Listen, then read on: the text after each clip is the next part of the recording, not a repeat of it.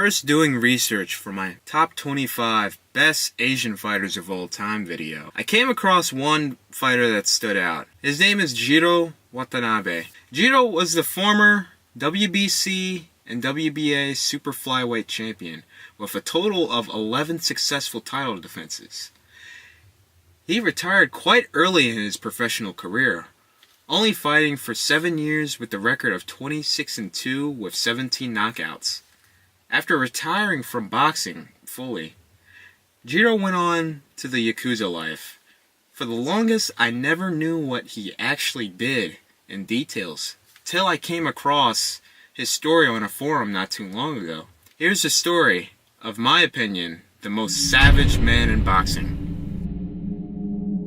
I was born in a small rundown hospital in the corrupt town of Yonezawa, Japan, on the 16th of March 1955.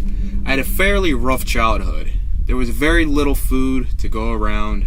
When the government trucks did decide to come with food, rice, grains, etc., we had to essentially fight our way to the front of the crowd in the hope of finding any food. It generally resulted in us going hungry for a long while.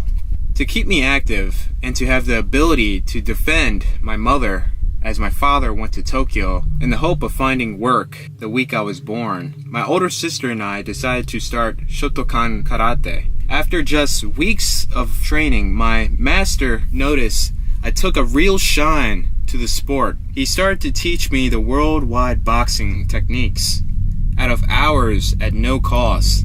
After 3 years, when I was 17, he asked whether or not I wanted to go into a professional boxing tournament. This tournament was only designed for people under the age of 21. It was perfect for me to start my future career. Years later, after winning many tournaments and leagues, I had many sponsors and a load of money. I made sure my mother and sister had more than enough money to live the life they both deserve.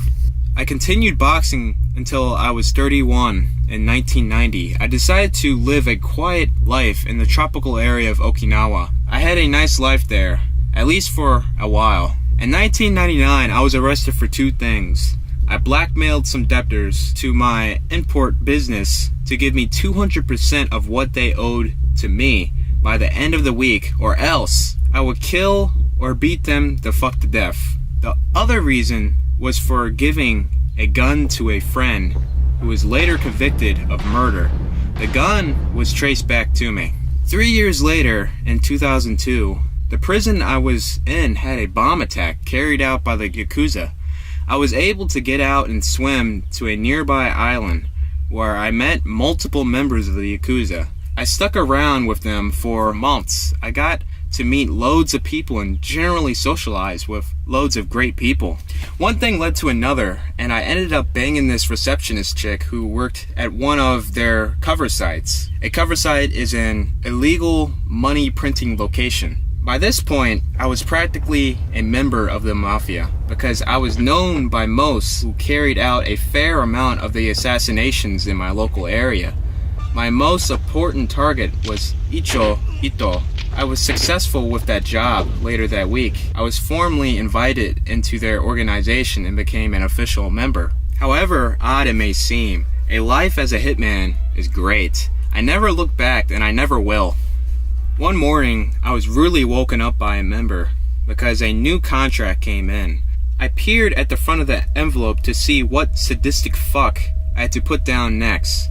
I saw Miss Watanabe, the same name as my mother. Upon opening the letter, my worst fears were confirmed. I was given the orders to kill my mother. All the proof was there. No one should have to do this. No one. Days of solitude. Later, I decided to confront my superiors about my personal involvement with this contract, something I regret to this day. My mafia boss explained to me that with the money I gave her, she moved to Tokyo and entered the black market. She was selling people. Most of these people were kidnapped from the local mafias. The highest bidder would win. This occupation would not have been an issue, well, that was until she decided to kidnap, detain, torture, drug, and then sell nearly 30 Yakuza operatives.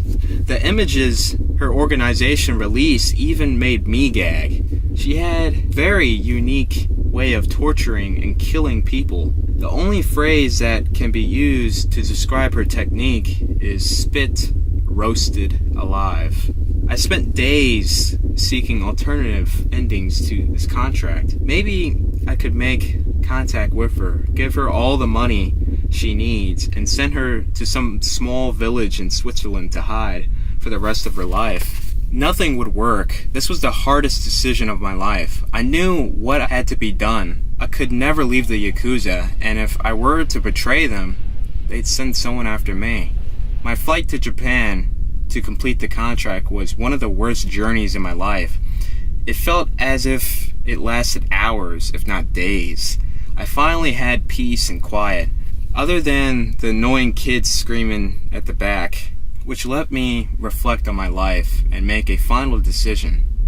Tokyo International Airport, to some, it involves hours of queuing and waiting to be patted down by some random security guard having to abide by all the country's rules and regulations. Or you could do what I did, have your contacts on the inside of the airport staff and get them to remove your baggage from the security line and let you walk straight out the door. A mafia life is a good life. I got a good VIP looking limousine that took me to my hotel room for the night, even though I'd be out killing my mother for the most of it. There were many weapons laid out across the table in my room. I always failed to specify my personal choice. I felt that the Austrian Mad Glock 17C suppressed would be the best choice for me. It was a stolen weapon with no serial numbers. It's near dead silent shot, if you will pardon the pun, it means I would not have to watch her suffer much. 11 p.m. My time had come. I was driven in the limousine to a small supermarket 2 blocks away from her headquarters. Walking with a sidearm wedged in between my junk and my belt pocket had never felt so good. After thinking for a while on the plane journey over to there, I realized this was the best thing to do.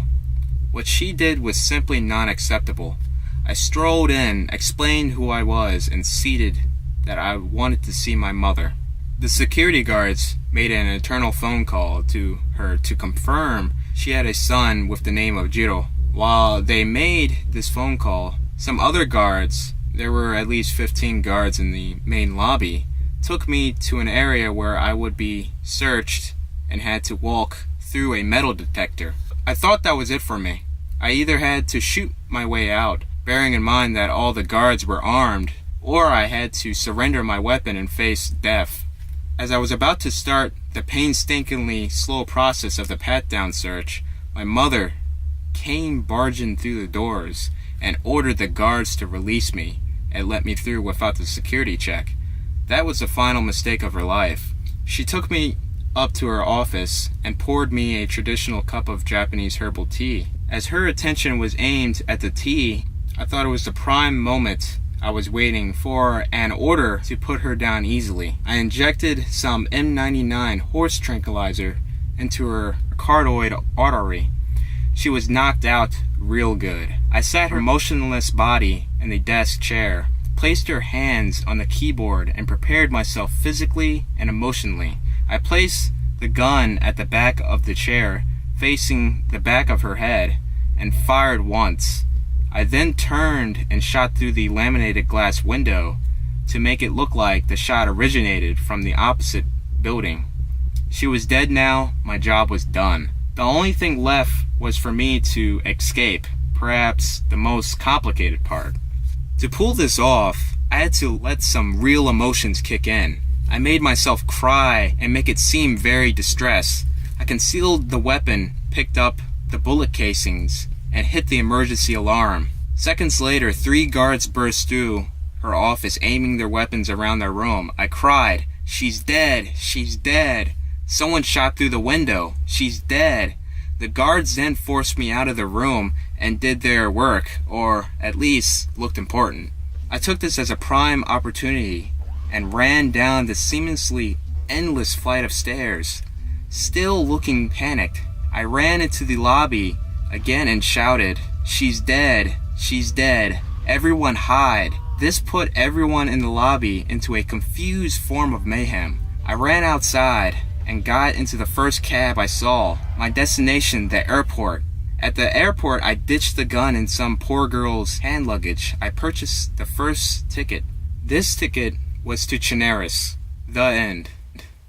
Sadly, there was never a part 4 posted on this forum of Jiro's story. Just had to share this story with you guys. Hope you all enjoyed it. Be sure to leave a like, and if you are new, subscribe. 唯一進歩遂げるのは科学だけで使う方はそう簡単に変わるわけねローマはならねえぜ一日でだからガキのうちから意識して嫌なもんだろうが目にして耳にして育つタフな雑草のような環境一切立ちを必要に応じた新しい